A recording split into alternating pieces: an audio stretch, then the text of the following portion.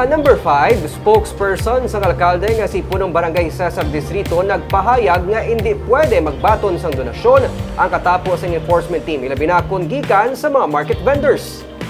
May mga ginakumpeskar nga isda utan kagiban pa nga baligyang katapos ang City Legal Office Enforcement Team nga masami ginadonate sa mga charitable institution kun hindi insigida nga magawad sa mga vendors sa merkado. Ginpahayag ni punong barangay Cesar Distrito spokesperson ni Mayor Albi Benitez nga mga confiscated products ang hindi pwede hilabtan sa enforcement team kag hindi man dapat sila magbaton sa donasyon o kung ano man ginahatag sa mga vendors nga masaming maapektuhan sa ginapatuman niya clearing operation. Namlag pa, ginpausisa sang alkalde ang reklamo sang pila ka mga manugbaligya isda sa Libertad Market matapos ginaligarya ginluto sang katapos ang enforcement team ang mga produkto nga nakumpeskar halin sa ila sa nagligad nga Martes. Ginpanginwala na ini enforcement team leader Ray Dimisana na nagpahayag nga ang naglapta nga litrato sa ginaluto nga isda sang enforcement team ang ginbakal antes ginpatuman ang clearing operation. Dugang niya nga masami ang mga nagareklamo nga fish vendors salin sa bagsakan kag sa kilid sang karsada amo man ang nagapamintaha sa ila kaupod nga fish vendor